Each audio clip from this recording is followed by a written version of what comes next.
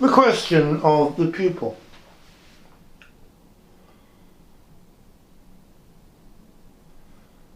You have invoked the question: is it possible for the ordinary man or woman to develop in any way in the course of their life?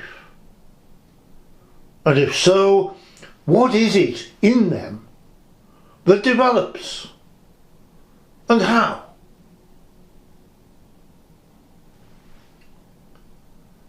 And you claim that this is fundamental to both Gurdjieff's teaching and Ouspensky's teaching. In the light of this question, what then should the ordinary man or woman do?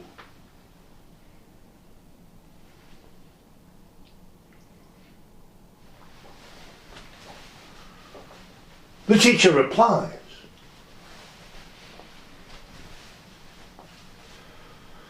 in putting forward this question, which I think is so important: is it possible for the ordinary man or woman to develop in the course of their life in any way? And if so, what is it in them that develops, and how does it develop, or how can we develop ourselves in the course of our life? This is a fundamental question, isn't it? Now, there are of course two answers. The reason I'm pointing this out, apart from the fact that it is such an important question for each of us, is because I always emphasize in my talks that there are two completely different teachings. There is the Gurdjieff tradition coming from Ouspensky. And this tradition says we can develop in the course of our lives, and the development that takes place is the development in us of our consciousness, with an idea in that of a sense of not just consciousness of the world around us, but consciousness of ourself in that world. And this is a perfectly reasonable and rational system that Ouspensky proposed. But of course it's not Gurdjieff's teaching, so there is a second teaching, which is Gurdjieff's actual teaching, as he presents it in his writings. He's written the book The Tales of Beelzebub to his grandson, which was published in 1950, so we can buy this book and read it.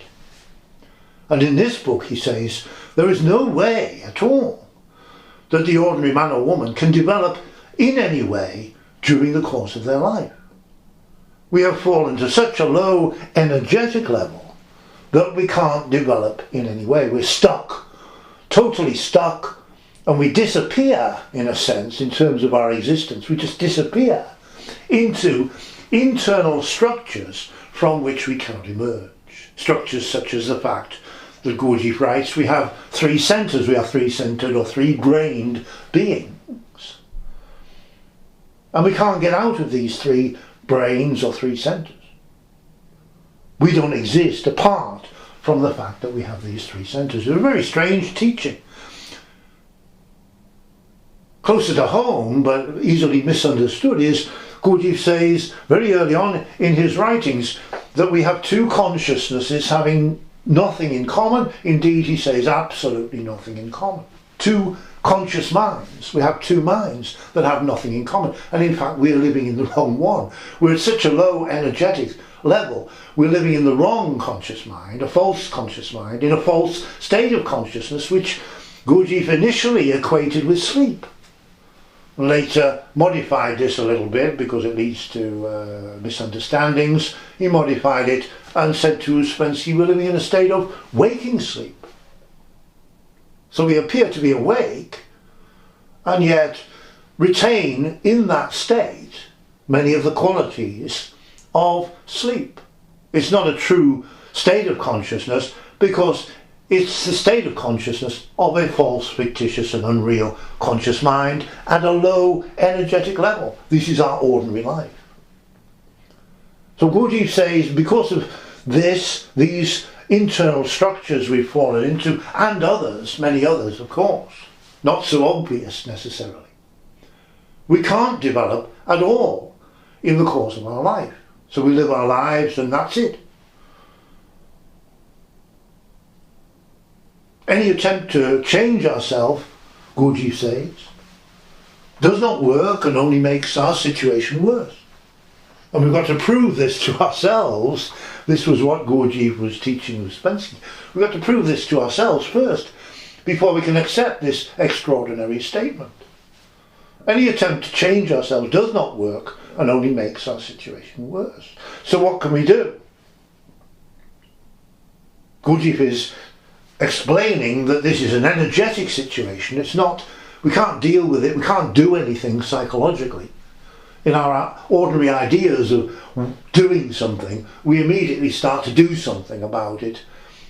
But in a psychological sense, Gurdjieff is saying we can't do anything about this. It's an energetic problem. So we have to change our energies. And we can only do this because we don't know anything about it. We can only do this under the guidance of a teacher or teachers. And we're arriving now, and I think this is something to do with your question, we're arriving now at a situation where there aren't any teachers, because the teachers are teaching Ouspensky's Gurdjieff tradition, not what Gurdjieff actually said. Gurdjieff actually said we need, before we can develop in any way, a transformation must take place.